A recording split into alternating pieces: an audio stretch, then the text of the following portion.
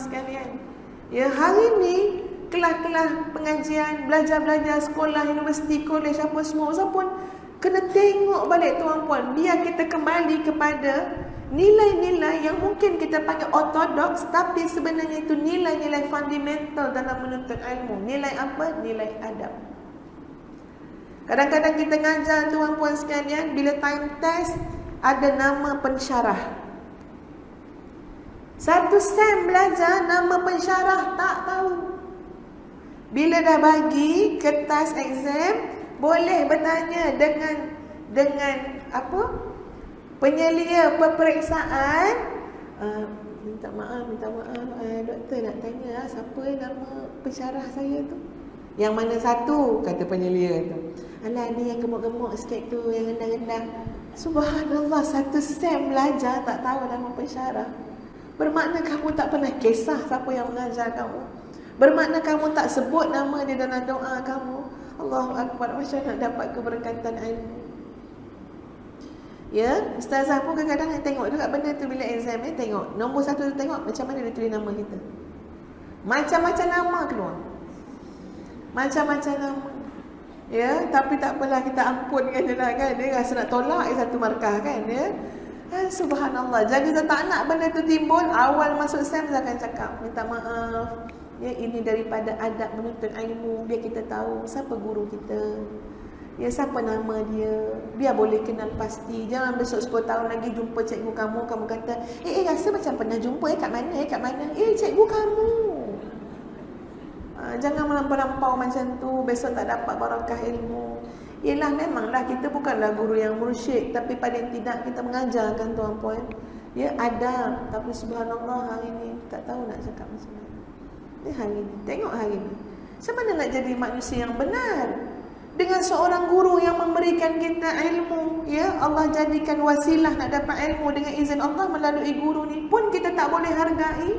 Kita tak boleh jaga adab. Macam mana kita nak benar dalam kehidupan kita seluruhnya? Sebab itu yang pertama yang disebut dalam kitab ini, tips nak menjadi orang yang benar, harus punya guru yang boleh membuka mata hati, yang boleh mengajarkan kepada kita nilai-nilai adab, nilai-nilai pekerti, akhlak yang mulia. Masya Allah tuan-puan sekalian, carilah guru-guru yang seumpama itu. Ada cirinya guru yang seperti ini, Masya Allah. Disebut dalam kitab ini, dalam surah Yasin ayat 21. Ni Yasin baca setiap minggu ni. Ya? Tak tahulah perasan ke tak perasan ayat ni. Nak ikut siapa? Nak cari guru yang mana? Yang bagaimana? La hawla wa la quwwata illa billah. A'udzu billahi minasyaitonir rajim. Ittabi'u man la yas'alukum ajran wa hum muhtadun. Turutlah orang-orang yang tak minta balasan daripada kamu. Wa hum muhtadun, dan orang-orang itu adalah orang-orang yang mendapat petunjuk. Nak cari guru tuan-puan, nak cari pembimbing, guru yang mursyid, dia tidak harap apa-apa balasan, imbalan daripada murid-muridnya. Dia tak harap. Dalam ni disebut panjang lebar, ya. Guru-guru yang seperti itu, yang sentiasa mendoakan murid-muridnya agar mereka diberi keberkatan ilmu. Sebelum tu, guru seperti ini sentiasa tulus ikhlas dalam sikap dan perbuatannya. Dia tidak inginkan balasan harta, tapi menyerahkan segala urusan kepada Allah sebagai Tuhan yang Maha Pemurah lagi Maha Penyayang. Ia amat mengetahui keperluan dan harapan hamba-Nya. Bagi guru tersebut, mengharap kepada selain Allah akan menjadikan iman dan takwa kepada Allah berkurangan.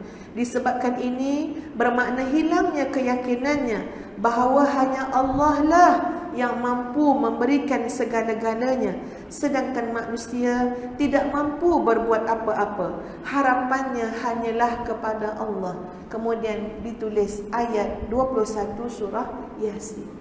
Masya Allah ya tuan-puan, nak cari guru yang seperti ini. Kita tengok contoh dalam surah Al-Kahfi, Zulqarnain. Nak tolong satu kaum, kaum tu kata, kamu nak apa? Kami kumpulkan harta-harta untuk bagi kepada kamu. Tolong kami sebab kami nak berhadapan dengan satu kaum yang merosakkan. Ya, tolong kami. Cakap dengan Zulkarnain. Apa jawab Zulkarnain? Aku tak nak apa-apa daripada kamu. Ya, sebab Tuhanku Maha Pemurah, Tuhanku Maha Penyayang. Tak payah. Yang aku nak cuma kamu kumpulkan saja orang-orang yang kuat dan gagah di kalangan kamu, supaya tolong aku bagi memudahkan urusan aku. Aku tak nak apa-apa daripada kamu. Masya Allah ya tuan-puan. Nak cari nilai-nilai guru yang seperti ini, Masya Allah. Terutama di akhir zaman. Sebab itu guru-guru ni sendiri pun ya Allah ya, kena tazkiyatun nafsi banyak-banyak. Kena bersihkan hati. Ini tanggungjawab dan amanah kita dengan Allah. Kita nak suruh orang yakin, kita jadi guru, kita kena lebih-lebih lagi yakin dengan Allah Azza wa Jalla. Dan ini adalah indikator yang disebutkan dalam surah Yasin ayat yang ke-21. Guru-guru yang mursyid ni tuan-puan sekalian, nak mengajar anak-anak muridnya menjadi manusia yang benar. Mereka adalah guru yang tidak lupa mendoakan murid-muridnya pada setiap masa. Khususnya setelah guru-guru tersebut menunaikan solat tahajud pada waktu malam. Ya Allah, baiknya cikgu. Baiknya guru. Malam-malam bangun tahajud, ingat dekat jamaah yang dia ajar. Ingat dekat murid-murid dia. Allahu Akbar, guru yang tadah tangan tuan-puan untuk murid-murid dia. Mana nak cari guru macam ni? Satu, takut guru tu tak tahajud. Ya. Yang kedua, tahajud pula peribadi je semua, peribadi, tak ingat langsung. Yang ketiga, guru yang ngumpat pula anak murid dia. Lepas ngajar-ngajar, ngumpat anak murid. Ya, ngumpat pula anak murid. Masya Allah. Malu nak ngaku jadi guru, malu. Ya, rasanya baik ngaku jadi murid daripada jadi guru. Masya Allah. Subhanallah. Cari doa. Ya Allah, datangkan aku. Ya Allah, datangkan kami guru-guru yang mursyid. Ya Allah, guru-guru yang mendoakan kita. Subhanallah. Ada satu pesantren ya tuan-puan sekalian yang Ustazah ziarahi. Sampaikan orang yang dah usia 30-an, 40-an. Ini seorang laki-laki, seorang suami, bawa isteri dia, bawa anak-anak dia, duduk kat sekitar pesantren tu. Tinggalkan semua tuan-puan. Tinggalkan semua. Selalu kan ziarah ziarah ke Bandung, Indonesia apa semua, tinggal. Bila tanya bidang apa, ada yang bidang engineering, mechanical, macam-macam lah. Maknanya ini graduan-graduan universiti. Saya kata, kenapa datang ke sini? Saya nak belajar. Saya nak belajar. Bincang dengan isteri setuju. Itu pengajian ya tuan-puan, kurang lebih mau 4 hingga 6 tahun.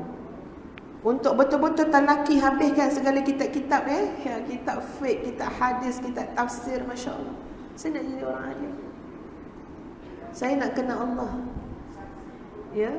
Bawa isteri, anak-anak duduk kat situ, hidup dalam keadaan yang amat sederhana.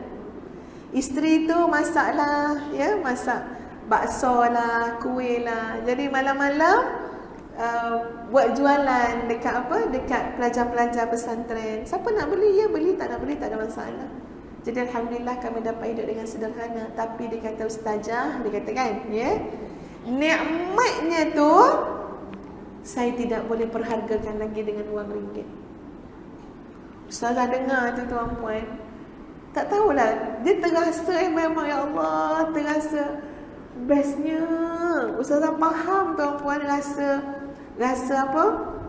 Memang best sangat kalaulah dapat ruang tersebut dapat ruang duduk, talaqi kitab, belajar kenal Allah. Keperluan dunia kita sebenarnya sikit saja. Ya, pagi tadi makan apa Kak? Pagi tadi makan apa pagi tadi? Kari pap. Berapa banyak makan kari pap? Boleh tak makan kari pap 40 biji sebab kita orang kaya, nak compare dengan orang miskin, dia sebiji je, dia miskin, saya kaya 40 biji. Tercekik kari pap kan. Kita punya keperluan sangat sederhana. Kalau hanya untuk makan pagi nasi lemak satu berapa ringgit? Nasi lemak anak dara RM1.20. Yang kecil tu kan ya.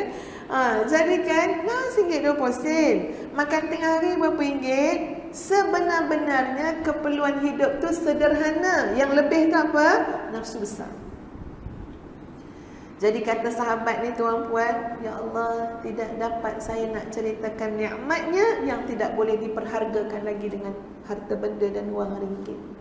Kami hidup dengan sekadarnya saja di sini, tapi nikmat ilmu, nikmat berguru, Masya Allah, tuan-puan, itu lalu indah. Ya, 2 jam sebelum subuh, semua dah bangun tahajud. Murid doakan guru, guru doakan murid.